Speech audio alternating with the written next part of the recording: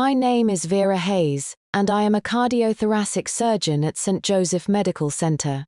This is the story of how fate brought those who abandoned me right back into my hands when they needed me most. The urgent call from the emergency room nurse shattered the quiet of the night. Dr. Vera Hayes, we have a critical car accident victim with cardiac tamponade, splenic rupture with massive hemorrhaging, and the patient is unconscious and in shock. I had just finished a grueling 6-hour aortic dissection surgery, and my exhausted body instantly tensed with renewed focus. The antiseptic smell permeated every corner of the hospital, a scent I had grown intimately familiar with during my 8 years working at St. Joseph Medical Center. "Prepare operating room 3, I will be right there," I said, removing my sweat-soaked surgical gown and walking briskly toward the emergency trauma bay. Outside the trauma room stood a man and woman. The man had graying hair and wore an old jacket stained with blood, his eyes hollow and desperate. Beside him stood a woman with carefully applied makeup that could not hide her tears, though beneath the surface I could detect a calculating shrewdness in her gaze. This scene filled me with an inexplicable sense of unease. "Doctor," the man suddenly rushed toward me, grabbing my white coat with both hands. "Please, you must save my daughter. She is only 18 years old, her whole life is just beginning." I stepped back and looked at him calmly. "I am the patient's attending physician. Please do not grab me. If you have something to say, please speak." The nurse handed me the medical chart and family consent forms. As I accepted the documents, my eyes fell upon the signature in the section marked Patient Family Member. The flowing handwriting made me freeze instantly. Lane Hayes. That name struck my heart like lightning, 18 years ago on that stormy night. It was those very hands that pushed 10-year-old me out the front door. He held a baby wrapped in swaddling clothes in his arms, completely ignoring my desperate cries. "Get out. You bring nothing but misfortune. Our family has no place for you." The iron gate slammed shut behind me with cold finality, separating me from the world I had known. Now, that precious baby he had cradled in his arms had grown into an 18-year-old girl lying on my operating table, balanced between life and death. What exquisite irony fate had delivered. Seeing my prolonged silence, Lane Hayes grabbed my wrist again, his rough, burning palm trembling. "Doctor, please, I beg you to save my daughter." I pulled my hand free and put on my sterile mask, revealing only my cold, emotionless eyes. "Sir, the surgical risks are very high. Please prepare yourself mentally." I placed the critical condition notice and surgical consent forms in front of him. "Sign here." My voice penetrated the mask with clear clinical precision, carrying no personal emotion whatsoever, like the blade of a perfectly calibrated scalpel. Lane Hayes and the woman Sky stared at the stark words, "Critical condition notice," their faces turning pale as sheets. "Critical condition. How can this be?" Sky began to scream. "According to the examination results, the patient has cardiac tamponade leading to extremely high risk of cardiac arrest, splenic rupture causing massive internal hemorrhaging, and hemorrhagic shock. Any one of these conditions could be fatal." I stated the brutal facts using the most professional terminology. "Every minute we delay decreases her survival probability by 1%. Lane signed his name with trembling hands. I took the consent form, turned, and walked toward the operating room without giving them another glance. "Vera," came Sky's sharp cry from behind me. My steps paused momentarily, but I did not turn around. "It is actually you, Lane. Look at this. This is your precious daughter. Will she take this opportunity to get revenge on our Emma?" "Shut up," Lane roared, cutting her off. I put on my surgical cap and walked through the door that separated two worlds. The surgical lights blazed to life, illuminating the young life on the operating table. Emma Hayes, my half-sister, Her face was ashen, her lips blue, and the numbers on the monitoring equipment danced frantically. Blood pressure continues to drop. 70/40. Heart rate 140. Prepare epinephrine. Blood oxygen saturation has dropped to 85. My colleagues' voices were tense but orderly. I took a deep breath and pushed all churning emotions into the deepest recesses of my heart. Open the chest. I extended my hand, my voice terrifyingly steady. From this moment forward, I was not Vera Hayes. I was a doctor. The surgery was harrowing. When the chest cavity was opened, the pericardium appeared an eerie blue color due to blood accumulation, and the splenic tear gaped like a grotesque smile. My mind raced at high speed while my hands remained steady as machinery. Suddenly, the monitor emitted a sharp alarm. Dr. Hayes, ventricular fibrillation. Defibrillator, 200 joules. I took the paddles and placed them on Emma's heart. Clear. The girl's body jerked violently upward and fell heavily back down. The electrocardiogram remained a flat line. 300 joules, still a flat line. Images from that rainy night 18 years ago flooded my mind. The cold rain, the sealed gate, my father's resolute retreating figure. If you cannot save her, would that not be the perfect revenge? A malicious voice whispered in my mind. If you cannot save her, you destroy yourself as well. Reason countered. I closed my eyes, and when I opened them again they were crystal clear. Direct intracardiac epinephrine injection. Prepare for cardiac massage.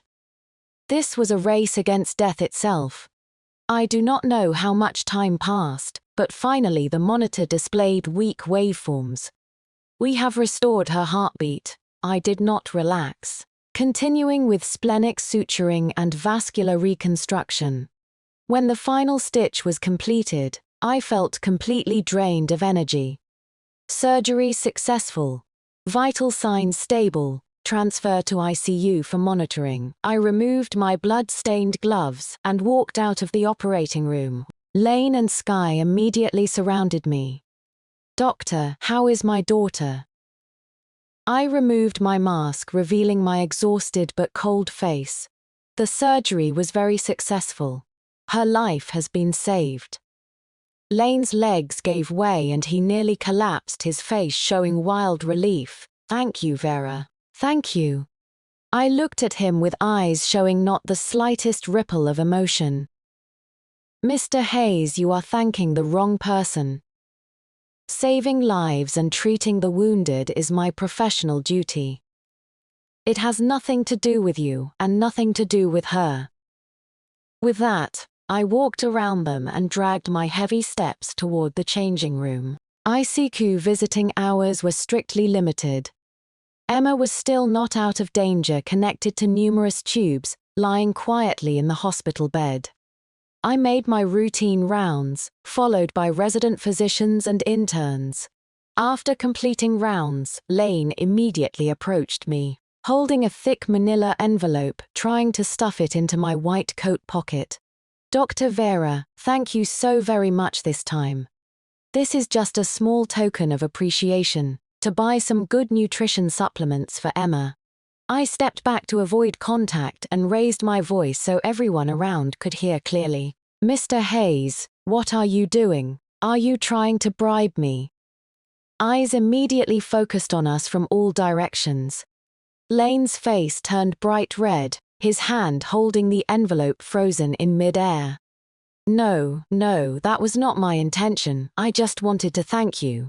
There are many ways to show gratitude, but this is absolutely not one of them. If you think my professional ethics can be measured with money, then you are not only insulting me, but also insulting this hospital and insulting the medical profession itself.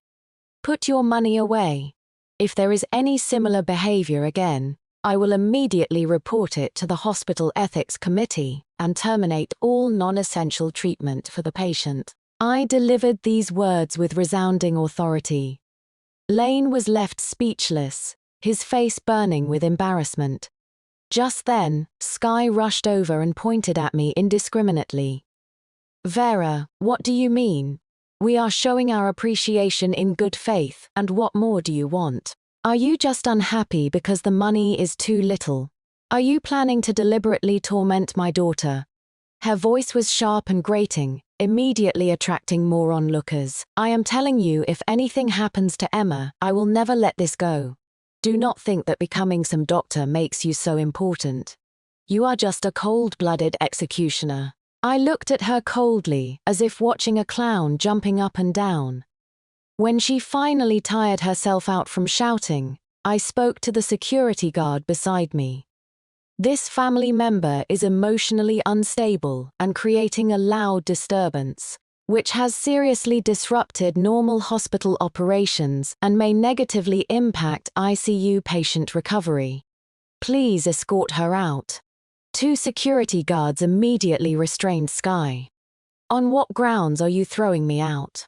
Vera, you witch, you are abusing your power for personal revenge.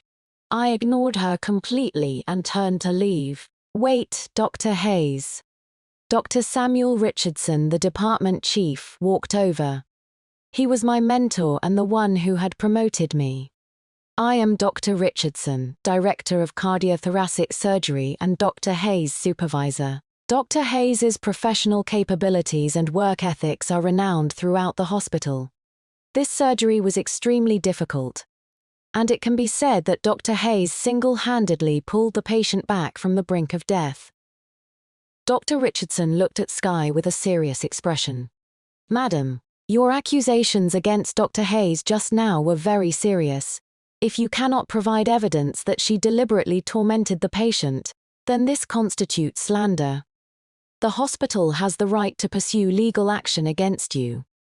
Sky was intimidated by Dr. Richardson's authority and fell silent. The farce finally came to an end. Lane stood there dejectedly.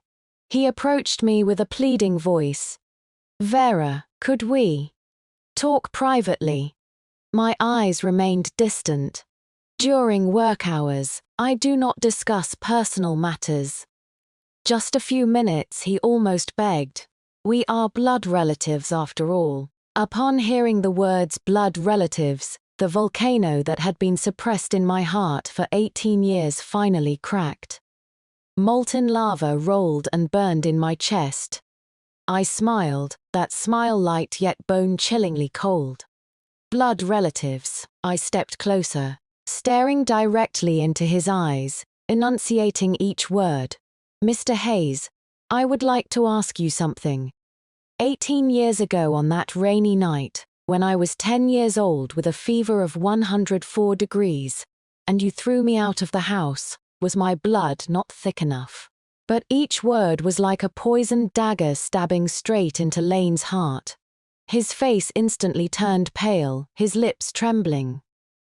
When you held that newborn baby girl and turned a deaf ear to my crying, did you think about blood being thicker than water? When you ignored me for all these years and left me to fend for myself, did you think about blood being thicker than water?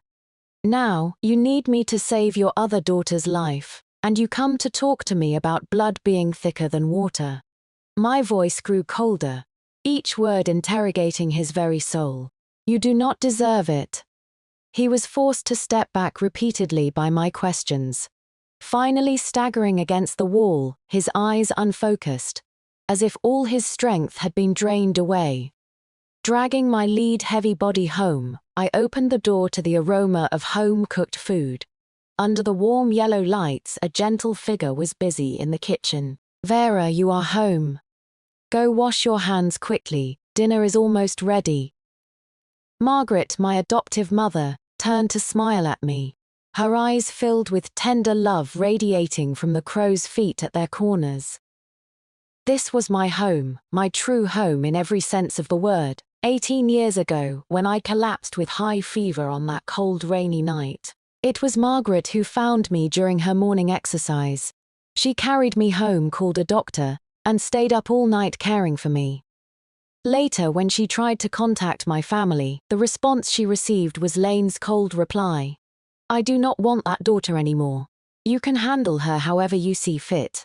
From that day forward, Margaret became my mother. She was a retired teacher whose husband had died early and who had no children of her own. She gave me all her love, supported my education, encouraged my medical studies, and transformed me from a sensitive, withdrawn girl into the confident, composed doctor I am today. I washed my hands and sat down at the dining table. Honey-glazed roasted chicken, garlic broccoli, and my favorite potato soup. Margaret served me a bowl of soup and handed it to me. Was surgery very tiring today? You do not look well. She did not pry further, only looked at me with concerned eyes. All my hard exterior would instantly melt away. I sipped the soup, warmth flowing from my stomach to my heart. My eyes unexpectedly became red. Mom, I set down the bowl, my voice somewhat choked. Today at the hospital I encountered him. Margaret's movements stopped. She knew who he was. After all these years, this was the first time I had voluntarily mentioned that person. She sat beside me and gently took my hand. What happened? I told her everything that had occurred that day, from seeing Lane Hayes' name to the struggles in the operating room, to the confrontation outside the patient room. My voice had regained its calm, as if I were telling someone else's story. But Margaret's grip on my hand grew tighter and tighter.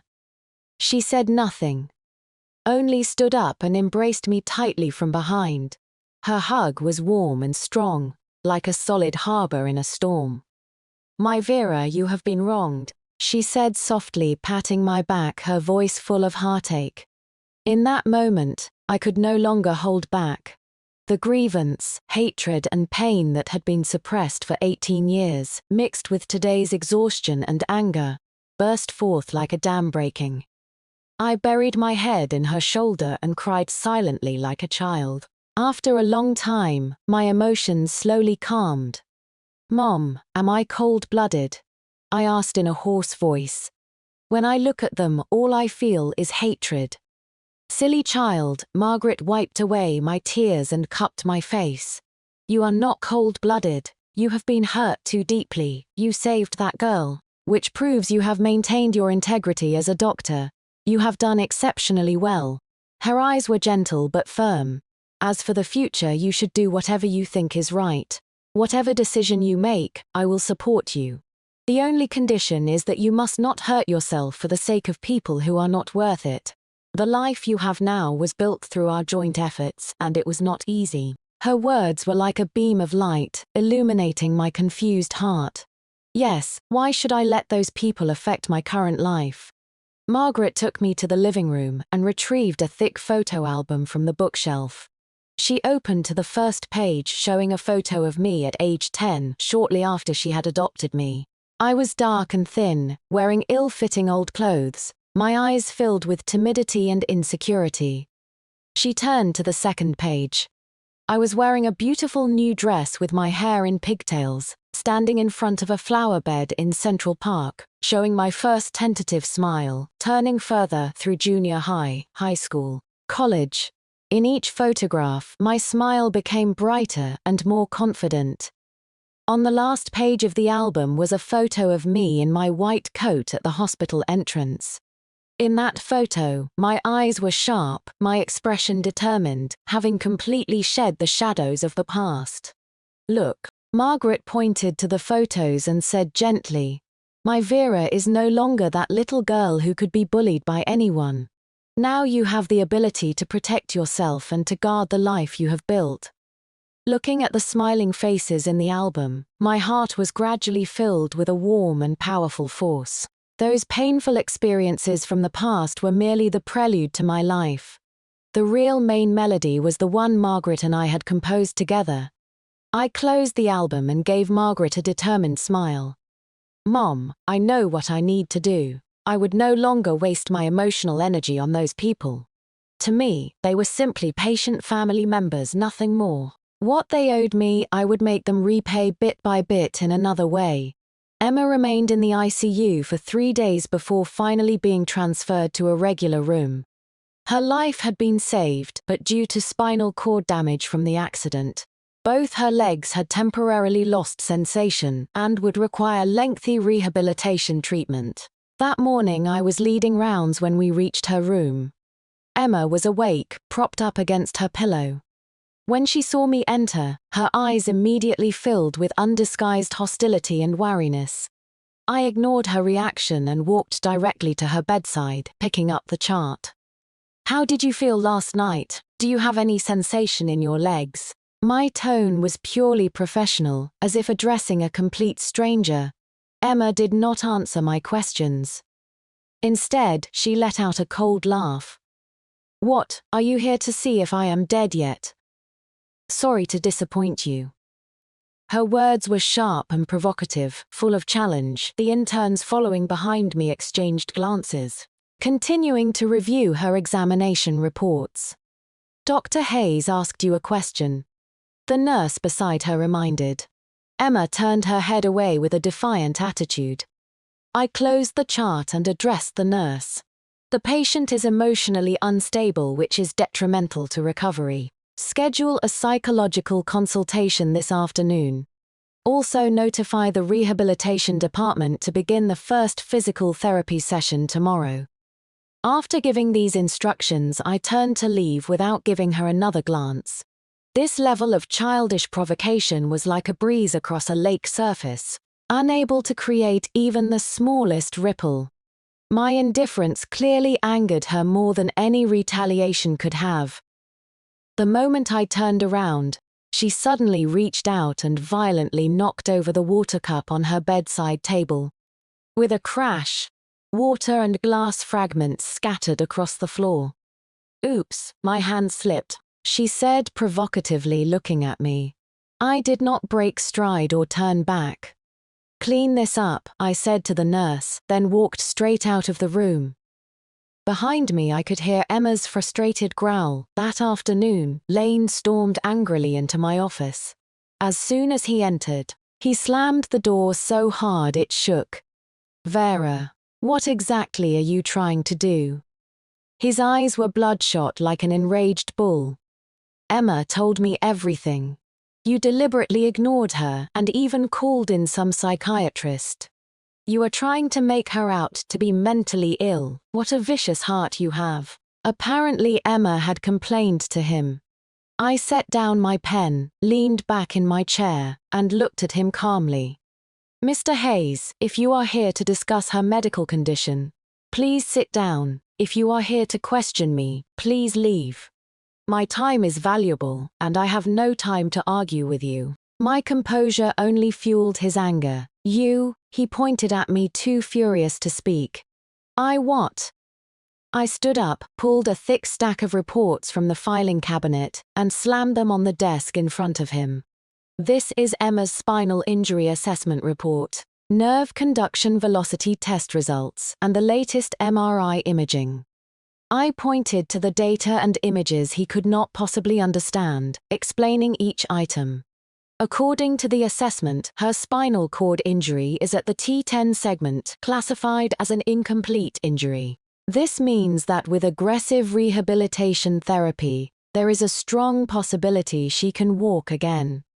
However, the patient's psychological state has a crucial impact on rehabilitation outcomes. Her current oppositional and resistant attitude will only delay treatment, and may even cause muscle atrophy and permanent loss of neurological function. I arranged for a psychological consultation to help her, not to harm her. I raised my head and stared at him with piercing eyes. "Now, let me ask you, Mr. Hayes, as her guardian, do you hope your daughter spends her entire life in a wheelchair, or do you hope she can recover as quickly as possible? Are you here shouting at me out of your own ignorance, wasting my work time, or will you choose to trust my professional judgment? Go back and properly comfort your daughter, and cooperate with treatment." I spoke deliberately, but each word struck him like a heavy hammer. Professional knowledge was my most powerful weapon. In its presence, all unreasonable behavior appeared pale and ridiculous. Lane was struck speechless. looking at those reports that might as well have been hieroglyphics. Then at my emotionless face, the anger in his eyes gradually extinguished, replaced by deep helplessness. He finally realized that when it came to his daughter's life and future, I was his only hope. And I was completely unmoved by his tactics.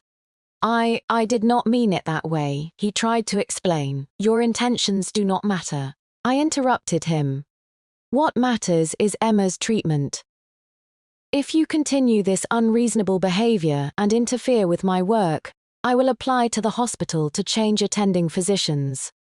Of course, given Emma's current complex condition, there are not many doctors willing to take on this hot potato. This was a naked threat. Lane completely deflated. He stood there like a man whose spine had been removed, utterly defeated. I understand, he mumbled. I sat back down, picked up my pen and dismissed him. You may leave now, I still have medical records to write. He opened his mouth but ultimately said nothing. Leaving my office like a defeated rooster, watching his retreating figure, my eyes filled with contempt. An adult baby who lacked even basic judgment and was swayed only by emotions and pillow talk. This was my biological father. Emma's treatment was a prolonged battle, and even more so, an expensive war. Imported medications, advanced rehabilitation equipment, one-on-one nursing care. Each item carried astronomical costs.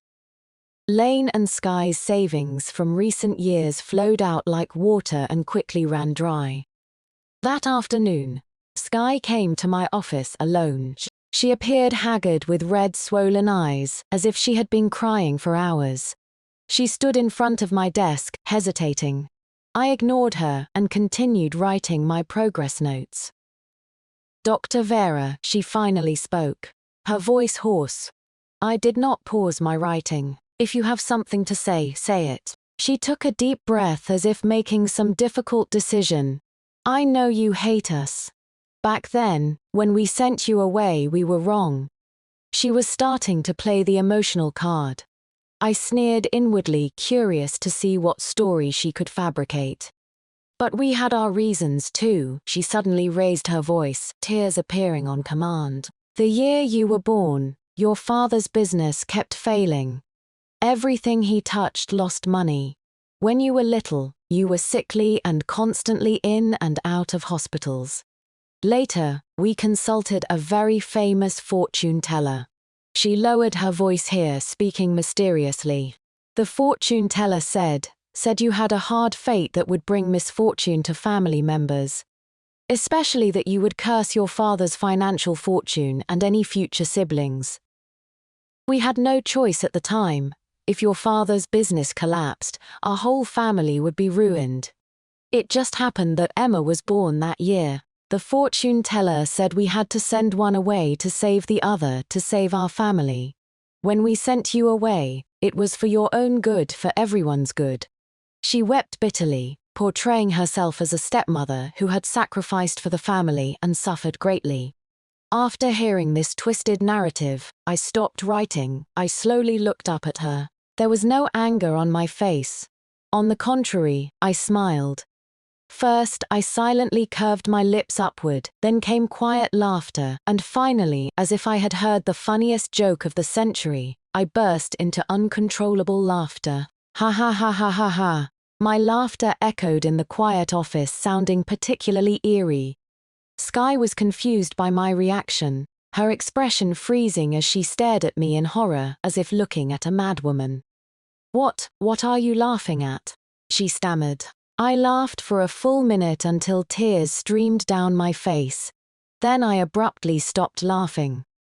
The smile vanished instantly from my face, replaced by bone-chilling coldness. My gaze was like two surgical knives, piercing straight into her heart. Thank you, I said. Sky was stunned. Thank you for telling me that my fate is so hard, I said.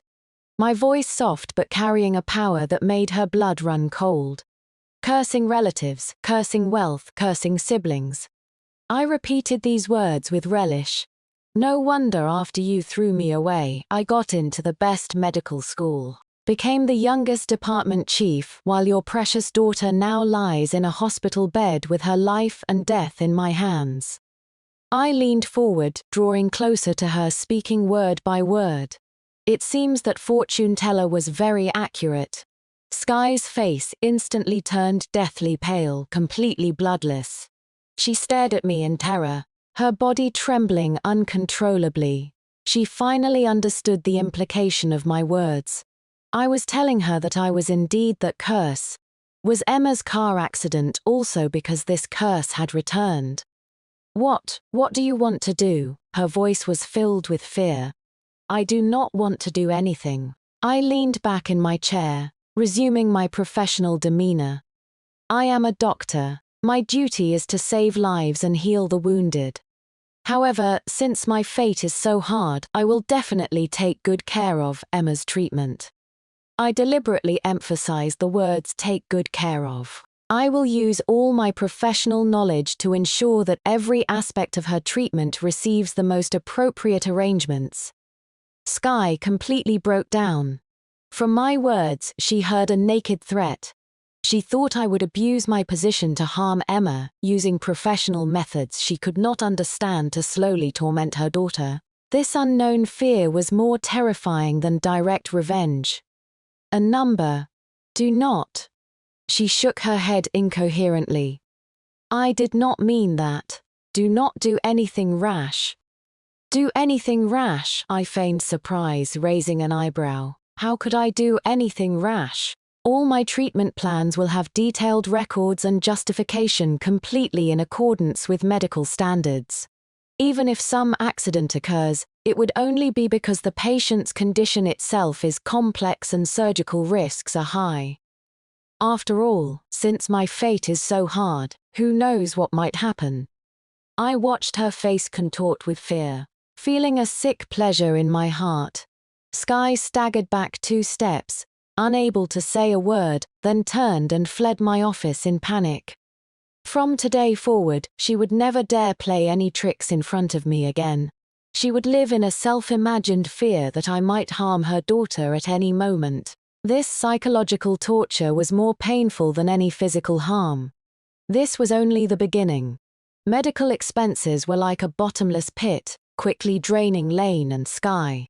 Worse still, Lane's business ran into problems. An important client was stolen by competitors, causing the capital chain to suddenly break and bringing the company to the brink of bankruptcy. Under internal and external pressures, Lane's hair turned half white overnight. In desperation, he shamelessly sought me out again. This time he did not corner me in the office but waited on my inevitable route home. The hospital parking garage. When he saw me, he rubbed his hands together and approached with a fawning expression. Vera, getting off work? I said nothing and walked directly toward my car. He hurried to follow. Vera, Dad, I have something I would like to ask your help with. He used a term of address that I found utterly disgusting. I stopped and looked at him coldly. I do not know you. His face stiffened momentarily, but he pressed on.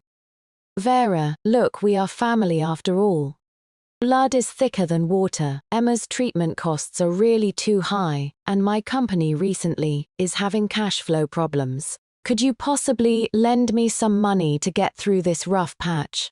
Not much. 500,000. No, 300,000 would be fine.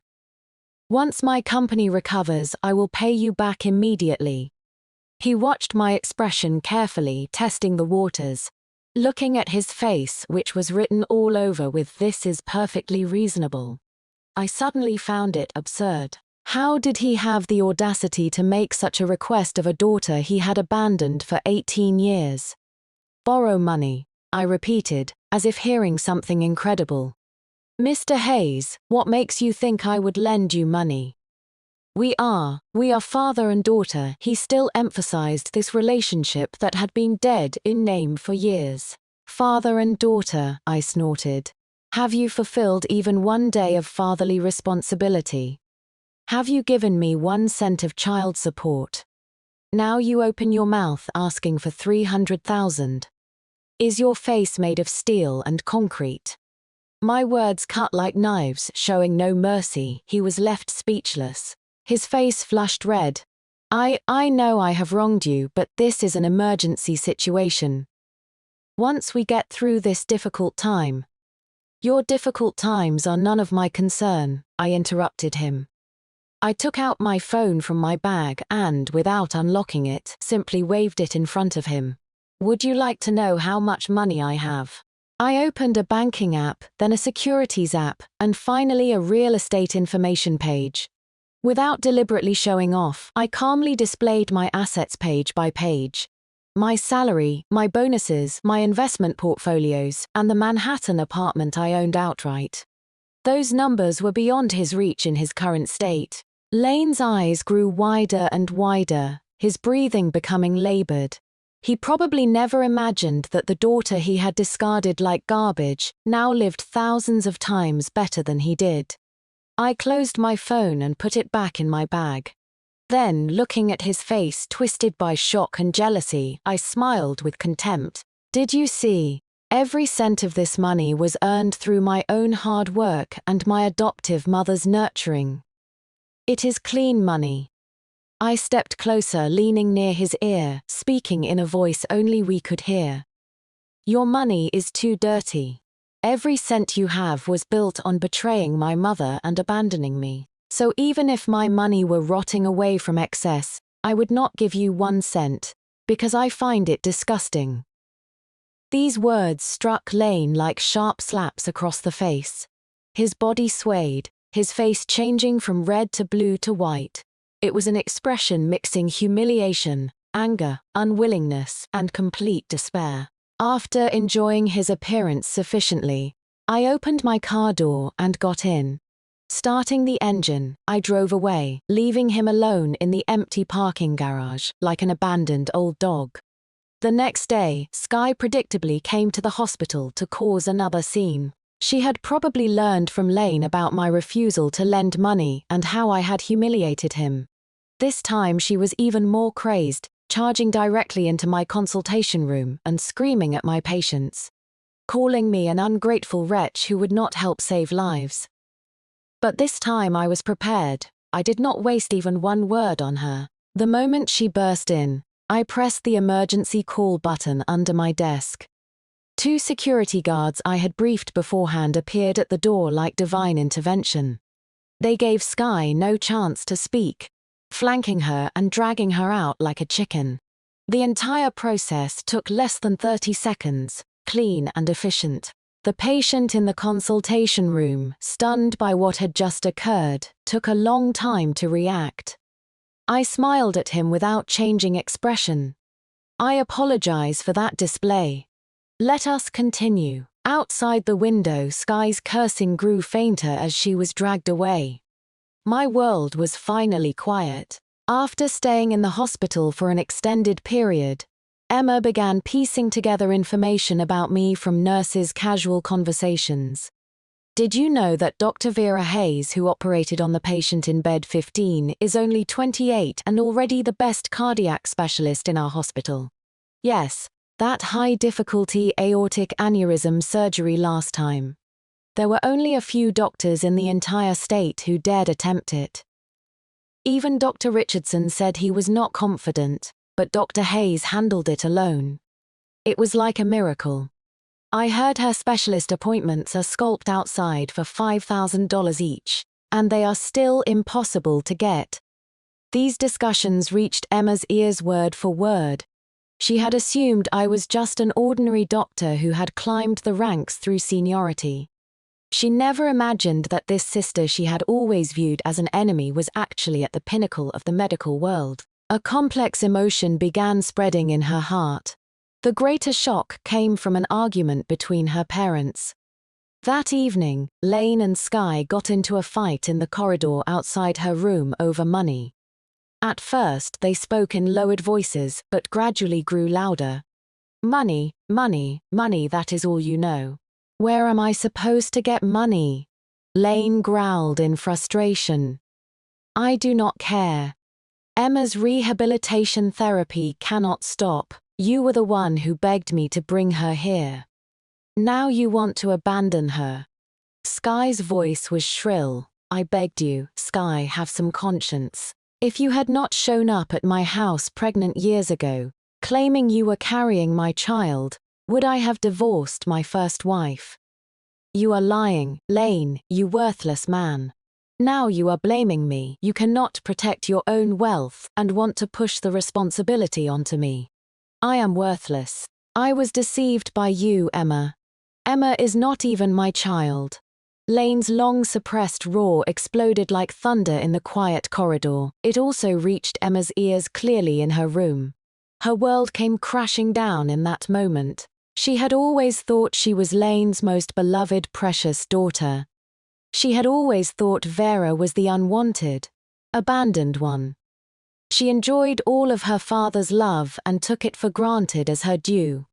Now this cruel truth cut through all her perceptions and pride like a sharp blade. It turned out she was the illegitimate burden who could not see the light. It turned out everything she enjoyed was built on a massive lie. It turned out Vara, the sister she had hated for so many years, was Lane's rightful, only biological daughter. And she herself was just a thief who had stolen another's nest. She remembered Vera's eternally cold, emotionless eyes. She remembered Vera using professional knowledge to silence her father. She remembered Vera's complete indifference when her mother threw tantrums. She had thought that was arrogance and revenge. Now she understood it was a bone-deep disdain for these jumping clowns. Everything Vera possessed was earned through her own legitimate efforts. And what about herself? Everything she had was stolen. Now that this lie was exposed, the foundation of her existence crumbled instantly. Emma lay in bed, eyes open, sleepless all night. When dawn broke, she looked at the grey-white sky outside the window and began truly reflecting on her past for the first time. Emma began deliberately avoiding Lane and Sky. She responded to their endless arguments and false concern with silence and coldness. She found an opportunity when both parents were absent, and the nurse had just finished rounds to press the call button. She specifically requested to see me. I was somewhat surprised to receive the notification, but I went anyway. Pushing open the room door, Emma was propped against her pillow, pale but with unusually calm eyes. This was completely different from the hostile girl I had encountered before. She gestured for me to close the door. "What is it?" I stood 3 steps away from her, my tone indifferent. She looked at me, her lips moving as if making some difficult decision. Finally she spoke, her voice hoarse. "I am sorry." These 3 words were spoken with immense difficulty yet with perfect clarity. I did not respond, only watched her, waiting for what would follow. "Before, I was immature. It was my mum. It was us who wronged you." Her eyes reddened, tears threatening to spill. I heard everything. I am not his biological daughter." When she revealed this secret, it was as if she had used every ounce of her strength. "I apologize for all my past disrespect and provocation toward you." As she spoke, she struggled to sit up straight and bow to me. But due to her physical weakness, the movement appeared clumsy and labored. Watching this scene, my heart remained unmoved. It was like watching a one-person play that had nothing to do with me. Her pain, her repentance meant nothing to me. They were 18 years too late. "Are you finished?" I asked calmly. Emma was stunned. She probably had not expected this reaction. She thought her apology and secret would at least provoke some emotional response from me, but there was none. "I do not need your apology. Whether you are his daughter or not is none of my concern. I am here because I am your attending physician. Now I need to inform you about the upcoming treatment plan." I ignored her expression of shock and hurt, taking out my notepad and beginning to explain the necessity and risks of the second surgery in the most professional tone. "The risks of the second neural repair surgery are very high, but it is also your only chance for complete recovery. We will do our best, but you need to prepare for the worst outcome." I finished speaking and closed my notepad. If you have no other questions regarding your medical condition, I need to check on the next room. Emma was completely stunned. Her carefully prepared apology and secret, which she thought could move me, hit like a fist against cotton, silent and ineffective. I had not even given her any response. This complete indifference was more despairing than any angry accusation. She finally experienced firsthand the helplessness that 10-year-old me had felt when abandoned by the entire world. Why? She finally could not help but ask through tears. Why can you be so indifferent? I turned around and looked at her tear-stained face. Because my heart died 18 years ago on that rainy night. What stands here now is only a doctor named Vera Hayes. My job is to heal your legs. As for your apologies, your background, your pain, please keep them to yourself. They are none of my business. I left her with those words, opened the door, and walked out without looking back. The door closed behind me, also cutting off her suppressed sobs. I did not need her apology to find inner peace. My tranquility had to be achieved by myself. Emma's second surgery was scheduled. This operation carried extremely high risks, involving delicate work on fragile spinal cord nerves. The slightest mistake could cause permanent paralysis. Success would allow her to walk like a normal person. Failure would confine her to a wheelchair for life. I would still be the lead surgeon. This was Dr. Richardson's decision and the consensus of the entire department. Only I had the best chance of completing this surgery successfully. The night before surgery, Lane found me again, looking haggard and appearing to have aged another decade since our last encounter. Seeing me, he did not pester me as before but silently followed me into the office. I sat down while he remained standing, head bowed like a criminal awaiting judgment. What is it? I broke the silence. His body shook violently. Then, to my astonishment, he dropped to his knees with a thud. A man in his 50s knelt straight before a 28-year-old woman. This time, it was not for Emma. Vara, he looked up, his face already streaked with tears. I am sorry. His voice was hoarse, filled with endless regret. I know it is too late to say anything now. I do not ask for your forgiveness, nor do I deserve it. I am not human, I am not a person. Years ago I was blinded by that woman's lies and drove you from our home. All these years I have not slept peacefully a single night. I always dream of you standing in the rain crying, looking at me. It was my fault, Vera, all my fault. As he spoke, he began slapping himself. Smack, smack. Smack, the sharp sounds echoed in the quiet office. Skye also appeared standing in the doorway without entering. She looked at Lane kneeling on the ground, her face no longer showing its former arrogance and meanness, only numb despair. I watched this absurd scene, watching this man who had once held my fate in his hands, now groveling like a dog at my feet in repentance. I should have felt vindicated. But I did not. I only felt that somewhere deep in my heart, the iceberg that had been frozen for 18 years seemed to crack just slightly. A hint of bitterness, a touch of confusion seeped through that crack. But this feeling lasted less than a second before being covered again by thicker ice. Reason told me this was all too late. Belated affection was cheaper than grass. I did not help him up, nor did I stop him. I simply watched quietly until he tired himself out and stopped. I took out the surgical risk consent forms from my drawer and placed them on the floor in front of him. If you came to confess, you have finished. Please leave. If you are here as the patient's family member, then sign these consent forms. Lane raised his tear-stained face, looking at me in disbelief. He probably thought his kneeling and confession would earn at least one softened word from me. But he was wrong. I looked at him and at Skye in the doorway. The surgical risks are very high. You need to be psychologically prepared. By signing, you accept all possible outcomes, including surgical failure and lifelong paralysis. I stated the facts brutally and directly. Lane took the pen with trembling hands. Finally, he signed his name in the family member section. I retrieved the consent forms and stood up. Tomorrow morning at 8 o'clock sharp. With that, I walked around him and left the office. Throughout, I gave no response to his confession. The surgical lights blazed once again, illuminating the operating room like daylight. The atmosphere was more tense than the previous surgery. Everyone's attention focused on the area under the microscope, thinner than a hair strand. Emma's spinal cord nerves. I had two options before me. Option A was relatively safe.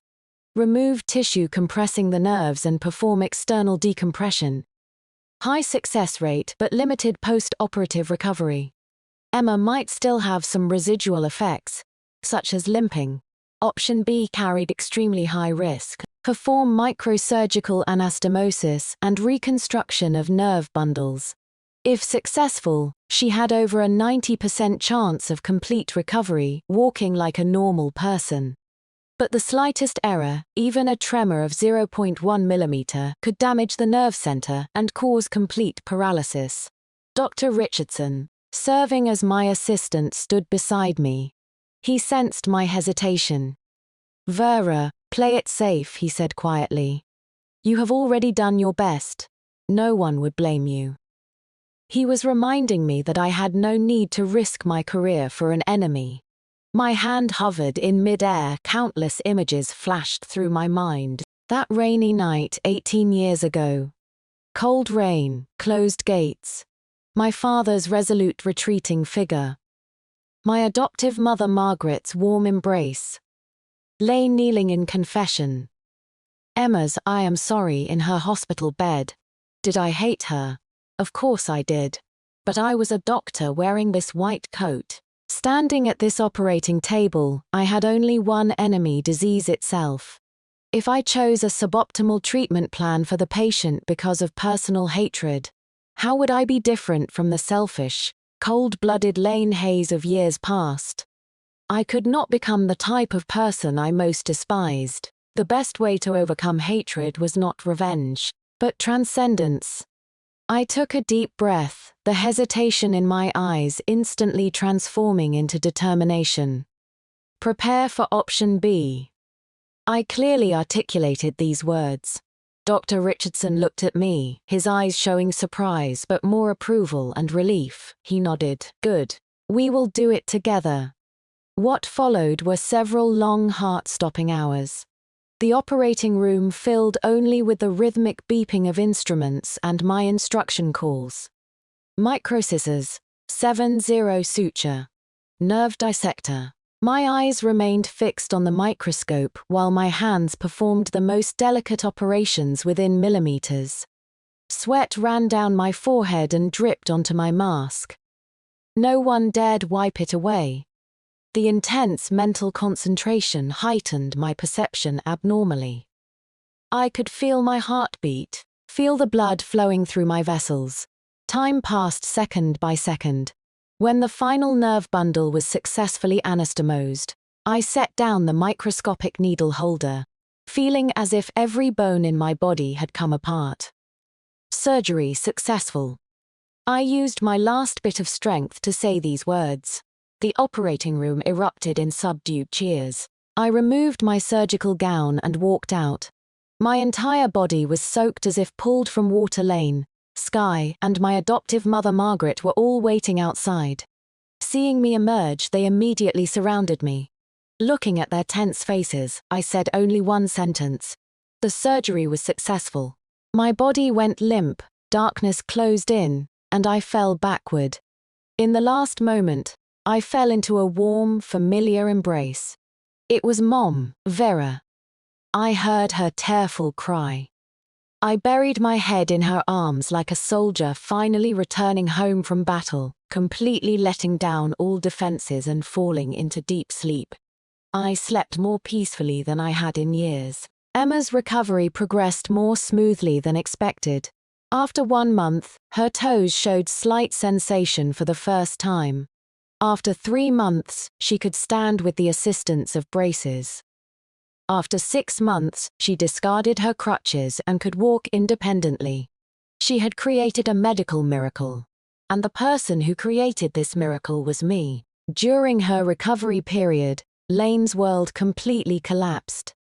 His company finally went bankrupt, burdened with enormous debt. To pay off creditors, all his assets including house and cars were auctioned by the court. Overnight, he went from a small business owner to a penniless pauper. The long accumulated conflicts between Lane and Sky erupted completely. They fought daily over money, Emma's parentage, and past grievances.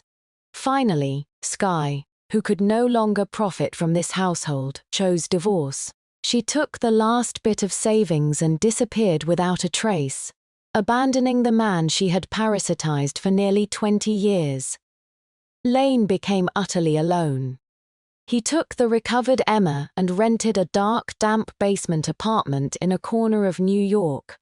He aged overnight, completely broken. Sometimes he would linger at the hospital entrance, watching me from afar but not daring to approach. His eyes held regret, pain, and complex emotions impossible to name. The nurses gossiped about all this to me. After listening, my heart remained unmoved. I simply nodded calmly to acknowledge I had heard. They had received the ending they deserved. I had not lifted a finger against them.